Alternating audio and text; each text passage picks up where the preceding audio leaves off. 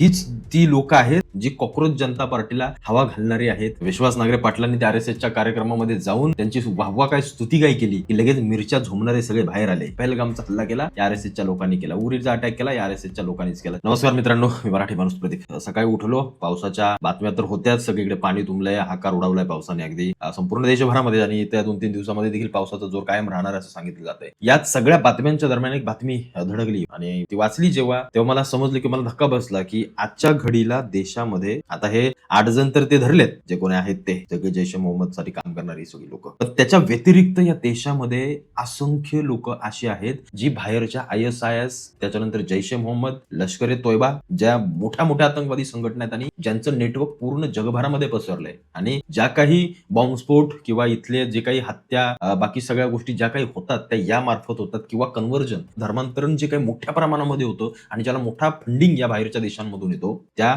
सगळ्या गोष्टी हँडल करणारी लोक आज आपल्या देशामध्ये असंख्य ढिगाणं पडली. ढिगाणं ही बातमी जेव्हा पडली कानावरती तेव्हा एकच गोष्ट माझ्या मनामध्ये आली, आणि ती गोष्ट म्हणजे हीच ती लोक आहेत जी लोक, मी काय म्हणतो ऐका, व्यवस्थित ऐका, हीच ती लोक आहेत जी कॉक्रोच जनता पार्टीला हवा घालणारी आहेत, त्यांना जेवण देणारी आहेत. हीच लोक आहेत जो खामेनी मेल्यानंतर ऊर बडवणारी आहेत लोक, ज्यांना इथं असल्यानंतर ऊर बडवावं असं वाटतं.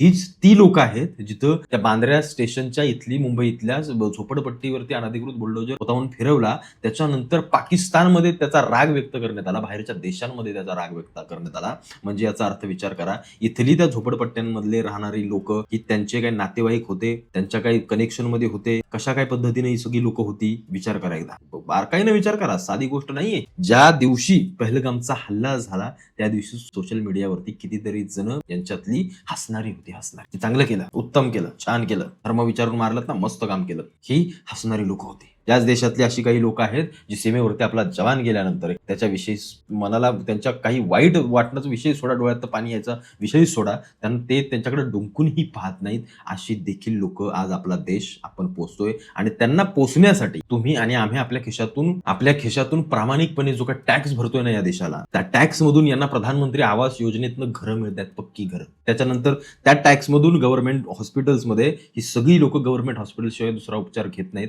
त्या टॅक्स मधून जे काही होतंय ते यांना याचा फायदा होतोय. त्या टॅक्स मधून लाडक्या बहिणी सारख्या योजना ज्या संपूर्ण देशभर चालू आहेत त्या त्यांना मिळत आहेत. त्याच टॅक्स मधून त्यांना बाकी सगळ्या सुविधा मिळत आहेत, ज्या सुविधा ते देशातले देशभक्त म्हणून लगेच घेत आहेत. पण जेव्हा देशाची बाजू मांडण्याची वेळ येते तेव्हा ही सगळी लोक देशाच्या विरोधात विचार करतात. यांना वंदे मातरम म्हणायचं नाहीये, भारत माता की जय म्हणायचं नाही. भारत माता की म्हणजे काय? भारत माता, अरे देवीला आपण हे करायचं का? देवीचा पण जय करायचा, या भारत मातेचा जय करायचा. आपण या भारताला आपली देवता मानतो, आपली भारत माता मानतो, हे त्यांना मान्य नाहीये. मग हे देशभक्त आहेत की कोण आहेत नक्की? विश्वास नांगरे पाटलांनी त्या आरएसएसच्या कार्यक्रमामध्ये जाऊन त्यांची वाहवा काय स्तुती काय केली की लगेच मिरच्या झोमणारे सगळे लगेच बाहेर आले. कारण त्यांच्या नजरेमध्ये आरएसएस सारखी संघटना ही आतंकवादी घडवते, जे आज 8 जण पकडले, बरोबर की नाही? जे 8 जण पकडले, ज्यांनी पहलगामचा हल्ला केला ते आरएसएसची सगळी लोक होती. 26/11चा जो हल्ला केला तो सगळा या आरएसएसच्या लोकांनीच केला. पहलगामचा हल्ला केला या आरएसएसच्या लोकांनी केला, उरीचा अटॅक केला या आरएसएसच्या लोकांनीच केला, जवान इतके मारले हे सगळे या आरएसएसच्या लोकांनी सीमेच्या पलीकडून जाऊन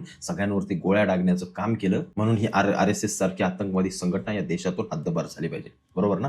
ते राज ठाकरे आरएसएस वरती बोलतायत, त्यांचा विषय सोडून द्या. त्यांचा असंही काय आता येणाऱ्या काळामध्ये निवडणुकीमध्ये लोक काय त्यांना मतदान करणार नाही, तो विषय गौण झाला. पण की आपलीच लोक आपल्याच विरोधात राजकीय त्यांच्या मतांसाठी जेव्हा अशा पद्धतीच्या गोष्टी बोलतात तेव्हा वाईट वाटतं. की आपलेच हिंदू आपल्याच हिंदूंच्या विरोधात उभे राहतात. प्रत्येक जो कोणी आतंकवादी, जो कोणी या बाहेरच्या संघटनांना मदत करणारा पकडला जातो तो यांच्यातलाच कसा काय असतो, तो मुसलमानच कसा असतो. कारण त्यांच्या नजरेत आपण काफीर आहोत आपण त्यांच्या नजरेत, एवढं लक्षात ठेवा. त्यांच्या नजरेमध्ये एकच गोष्ट आहे, यांना संपवायचं, या देशाला संपवायचं, या हिंदूंना संपवायचं, यांची संस्कृती संपवायची. संपूर्ण जगभरामध्ये आपल्या इस्लामचा झेंडा अजरामर राहिला पाहिजे, आपल्या अल्लाचं नाव अजरामर राहिलं पाहिजे, याच्यासाठी धडपड करणारी ही सगळी लोक आतल्या आत जरी कितीही एकमेकांपासून दूर झालेली असली तरी एक धर्म म्हणून ती अगदी एक गठ्ठ्यासारखी काम करतात. आणि त्याचं उत्तम उदाहरण आतापर्यंतच जगामध्ये जे काही हल्ले झाले, ज्या काही गोष्टी झाल्या, हे त्याचं उत्तम उदाहरण आहे.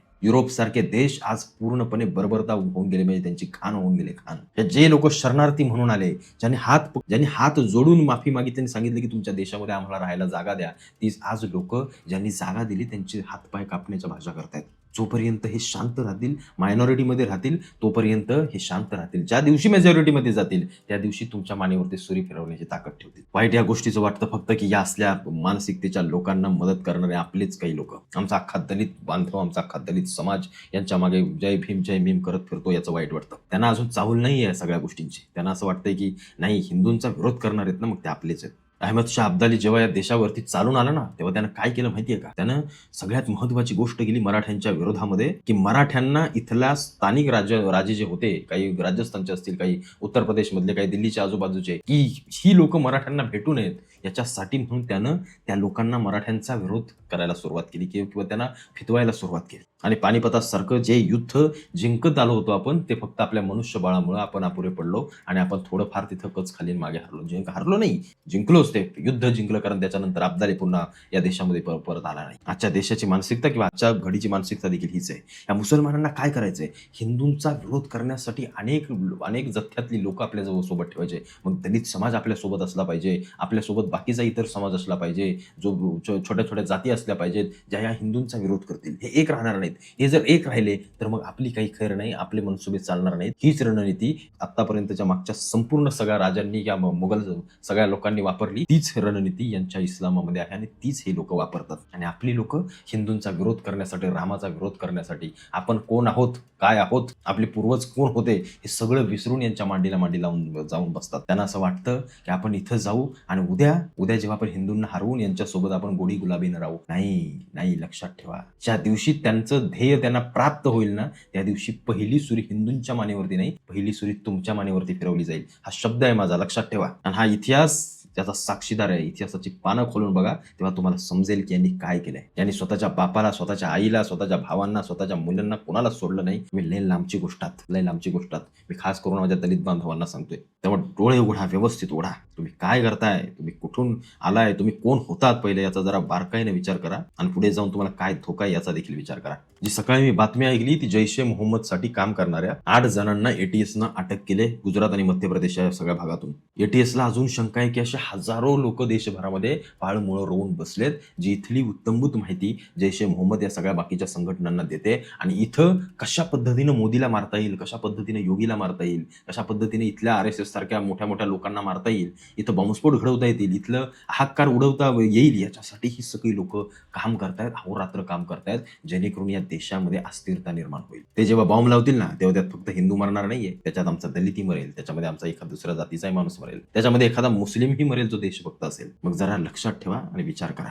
एक काँग्रेसचे चमचे, काही घाणेरडी लोक जे बोलतात ना, आज मला बघायचं की किती जण या विषयावरती बोलतायत. ते आज किती जण नाही बोलणार, हे बोलणारच नाहीत. यांना RSS सारखी संघटना आतंकवादी वाटते आणि हे असले बांडगुळ, ही देशद्रोही, यांना मोठे देशभक्त वाटतात. ही जी आपली शोकांतिका आहे, हेच काँग्रेसनं 60 वर्षामध्ये केलं. म्हणून आम्ही मोदींना मत देतो. मोदींना आम्ही त्याच्यासाठी मत देतो की देशाच्या या बेळांमध्ये घुसलेली अशी देशद्रोही उंदरं याची बाहेर काढून वेचून यांना ठोकता यावं, म्हणून आम्ही नरेंद्र मोदींना मतदान करतो. एवढं लक्षात ठेवा. आम्ही काही येड झवे नाही आहोत, आम्हाला काही कळत नाही आणि आम्ही काही दुसऱ्या गोष्टी करत. आमच्यामध्ये मराठ्यांचं रक्त आहे. जे मराठे या देशभूमीसाठी, या मातृभूमीसाठी लढले, त्यांचं रक्त आमच्या अंगात. आम्ही देशद्रोहाचा विचार कदापि करणार नाही. या काँग्रेसमध्ये, या बाकीच्या सेक्युलर पक्षांमध्ये हे बांडगुळ अर्धे हिंदू आपलीच हिंदू आहेत, पण त्यांना RSS सारखी संघटना देशद्रोही वाटते, आतंकवादी वाटते. त्यांना नरेंद्र मोदींसारखी लोक ही देशाला नको वाटतात. मग तुम्हाला देशभक्त काय हे गांधी परिवार वाटतोय असं? ठीक आहे, करून बघा, मग तुम्हाला कळेल. 26/11चा हल्ला झाल्यानंतर हेच काँग्रेस होतं ज्यानं पुस्तक काढून सांगितलं की RSS संघटनेनं किंवा RSSनं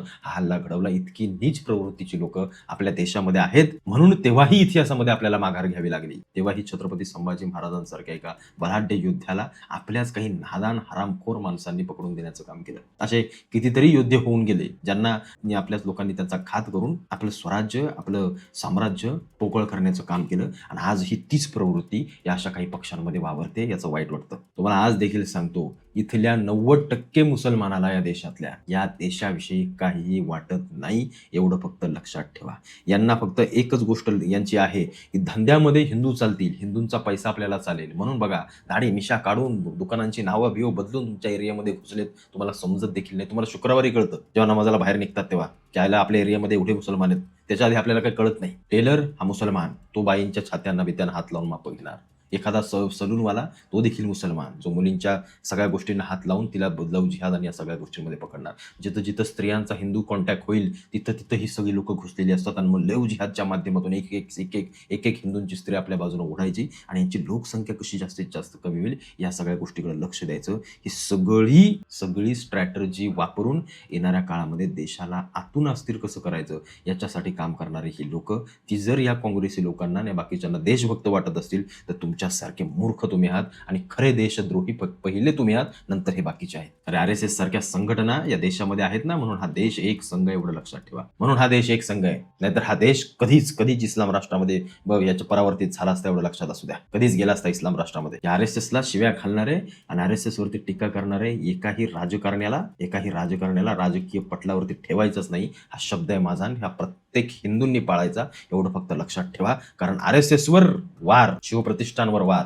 बजरंग दलावरती वार, विश्व हिंदू परिषदेवरती वार, बाकी आपल्या सगळ्या हिंदू संघटनांवरती वार म्हणजे आपल्या भारत मातेवरती वार आहे, एवढं फक्त लक्षात असू द्या. आणि सजग राहा. जे 8 जण पकडलेत ना, ज्यांना वाटतंय की प्रत्येक तुमचा आतंकवादी हा मुसलमान नसतो तर तो हिंदू असतो, मग त्यांना ही उदाहरणं दाखवा की आतापर्यंतची किती लिस्ट आहे हिंदूंची आतंकवाद्यांच्या, त्या मला दाखवा बघू. का प्रत्येक आतंकवादी असाच असतो, जाळीदार टोपीवाला आणि लांब दाढीवाला, ज्यांचे चेहरे ओसामा बिन लादेनशी जुळतात, मसूद अझहरशी जुळतात किंवा अशा मोठ्या संघटनांच्या मोठ्या हिरोंशी जुळतात. तर बघा व्यवस्थित. आणि या सगळ्या विषयावरती तुम्हाला काय वाटतं मला आवर्जून कळवा.